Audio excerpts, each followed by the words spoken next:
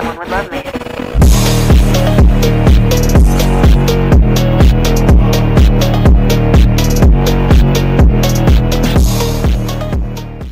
আসসালামু আলাইকুম। অনেকদিন পর আমরা নতুন ভিডিও নিয়ে আসলাম। আজকে মেইনলি আমরা আমাদের যে ভেলোস ফ্যাট মেশিন, এই ফ্যাট বাইকটা রিভিউ করব। আমরা এক ফার্স্ট সম্পূর্ণ ডিটেইলসটা বলবো সাইকেলের, দেন হচ্ছে কি আমরা সাইকেলটার সুবিধা এবং কি কি অসুবিধা আছে সেইটাও বলবো। প্রত্যেকবারের মতে আমরা সাইকেলের সর্বপ্রথম ফ্রেম দেওয়া শুরু করব। ফ্রেমটা যদি দেখি, এটা হচ্ছে অবশ্যই একটা অ্যালুমিনিয়ামের ফ্রেম, 6061 অ্যালয় গ্রেড, এবং তাদের মানে ওয়েবসাইটে যেটা দেওয়া হয়েছে লাইট ওয়েট ফ্রেম, বাট তেমন একটা লাইট ওয়েট না, ফ্যাট বাইক, সো আমরা লাইট ওয়েটটা ওইরকম চিন্তা করে ফ্যাট বাইক কিনতে পারবো না। দেন আসি গিয়া আমরা এটার ফর্কের দিকে। এটা হচ্ছে একটা রিগিড ফর্ক। রিগিড ফর্ক বলতে মানে আমরা জাম্পিংটা থাকে ওইটা মেনলি থাকে না রিগিড ফর্কে।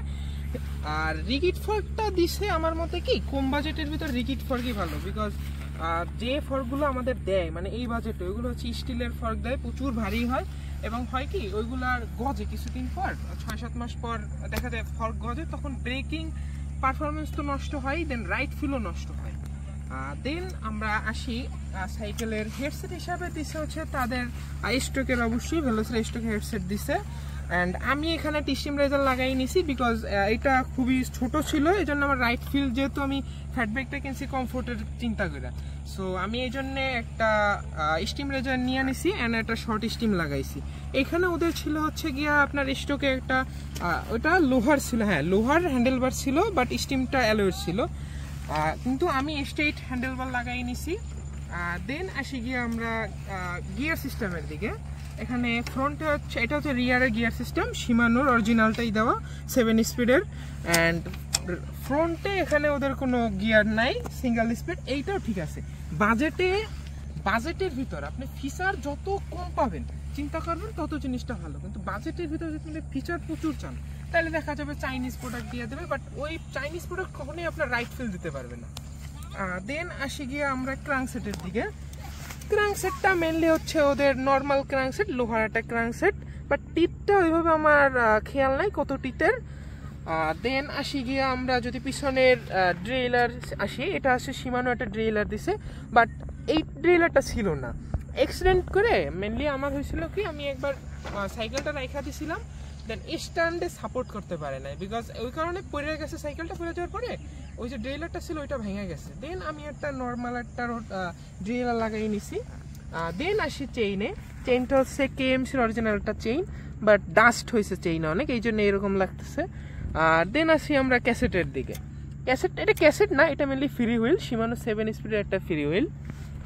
দেন আমরা আসি ব্রেকিংটার দিকে আসি। হ্যাঁ, ব্রেকিংটা হচ্ছে কি আমরা যদি এইভাবে দেখাই, এটা হচ্ছে জুমের একটা ক্যালিপার দিছে, আর রোটরটা মেবি লোকাল একটা রোটর দিছে, এটা জুমের না, জুমের হলে লেখা থাকতো। প্যাডেল হিসাবে মেইনলি এখানে ওদের একটা মানে মেগনা একটা প্যাডেল ইউজ করছিল, বাট আমার একটু গ্রিপ দরকার, এই জন্য আমি জিট্টোর এই প্যাডেলটা লাগাই নিছি। এটা হচ্ছে বেয়ারিং এর একটা প্যাডেল। আর এরপর যদি আমরা কথা বলি, মেনলি ফ্যাট বাইক বলতে আমরা সবাই হুইল সেটটাকেই বুঝি। ফ্যাট বাইক মানে বড় মোটা একটা চাকার একটা বাইককেই ফ্যাট বাইক বলে থাকি। সো আমরা যদি এখন ফ্যাট বাইকের এইটার ক্ষেত্রে টায়ারটা নিয়ে কথা বলি, ফার্স্ট অফ অল এটার টায়ার হচ্ছে গিয়ে আপনার এই যে এখানে ব্র্যান্ডিংটা করা আছে এমট্রেক্স, এটা হচ্ছে মেগনার অফিসিয়াল টায়ার, অ্যান্ড সাইজটা হচ্ছে 26x4.0। এইটা 4.26 তো হুইল সাইজ, বাট আমাদের ওয়াইডটা হচ্ছে 4.0। এইটার কারণে মেনলি আমরা মানে ফ্যাট বাইক বলে থাকি এইটাকে। টায়ারটা অনেক বড় হয়, অ্যান্ড এই টায়ারের যে সুবিধা অসুবিধা এটা আমরা পরে বলবো, কিছুক্ষণ পরে বলবো। এরপর আসি আমরা ফ্রন্ট হুইলেও ওই একই সিস্টেম ইউজ করছে ওরা, এমট্রেক্সের টায়ার। দেন টিউবটাই আমি এক্সাক্ট বলতে পারবো না কি টিউব ইউজ করছে। আর দেন যদি আমরা এটার মানে হাবের দিকে আসি, হাবটা মেবি অ্যালয় অথবা মেটাল হইতে পারে, ওদের ওয়েবসাইট ওইভাবে বলা নাই, মানে ম্যাটেরিয়ালটা বলা নাই, বাট যাই হোক বলের হাব, বিয়ারিং এর না, রোলিং মোটামুটি আলহামদুলিল্লাহ। আমরা এতক্ষণ সাইকেলের ডিটেলসটা বললাম আপনাদের, এখন মানে মেনলি বলবো আমরা সাইকেলের সুবিধা এবং অসুবিধাগুলো। সবাই সুবিধাটা আগে বলে, বাট আমরা অসুবিধাটা আগে বলবো, সুবিধাটা দিয়ে সাইকেলের রিভিউটা শেষ করব। আসেন আমরা মূল যে আমার মতে 3টে অসুবিধা আমি ধরতে পারছি।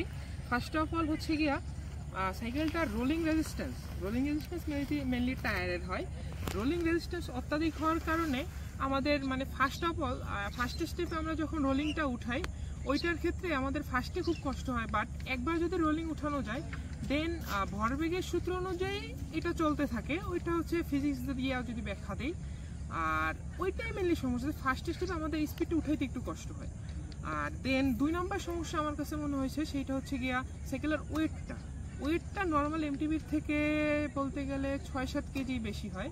বাট ফ্যাট বাইকের ক্ষেত্রে ওয়েটটা নিয়ে যদি মাথা ঘামান তাহলে ফ্যাট বাইক কিনতে পারবেন না, বিকজ সব ফ্যাট বাইকের ওয়েট নর্মাল এমটিবি বা রোড বাইক তো বাদই দিলাম, নর্মাল এমটিবির থেকে অনেক বেশি হয়ে থাকে।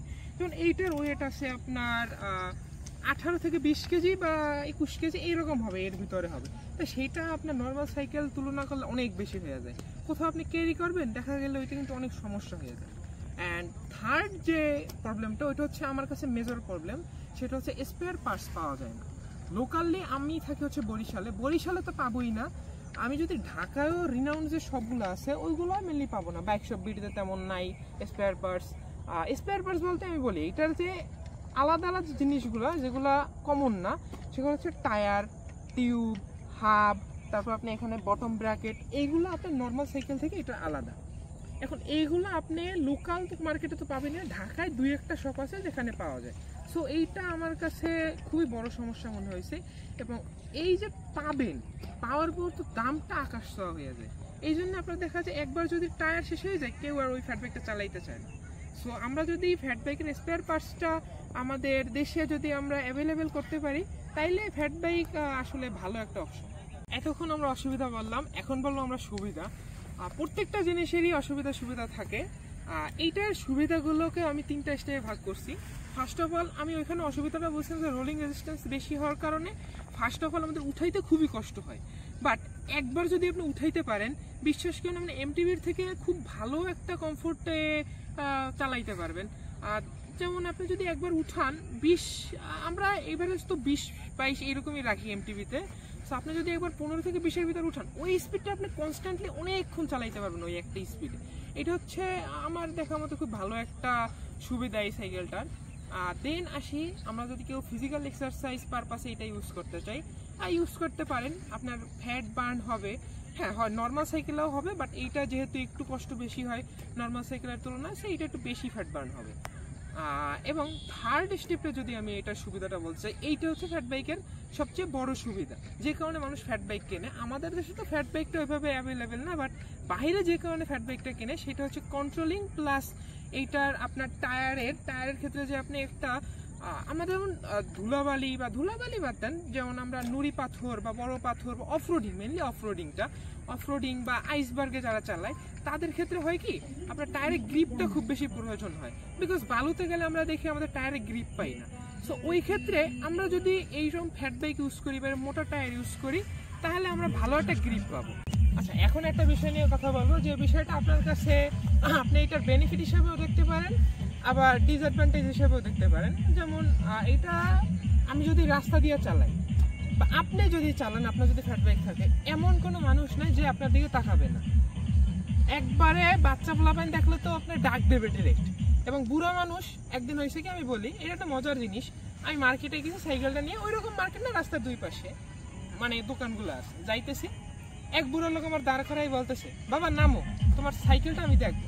মানে আমার নামাইয়ে সে আমার সাইকেল দেখবে, এমন একটা ক্রেজিনেস ফ্যান্টাসি কাজ করে এই সাইকেলটা দেখে। এখন এইটাকে আপনি আপনার অ্যাডভান্টেজ হিসেবে নিতে পারেন। এখন আপনার যদি ইচ্ছা থাকে না আমার একটা সাইকেল আছে, এইটা নিয়ে মানুষ জিজ্ঞাসা করুন, সে তাহলে সেটা আপনি আপনার অ্যাডভান্টেজ হিসেবে নিতে পারেন ফ্যাট বাইকের।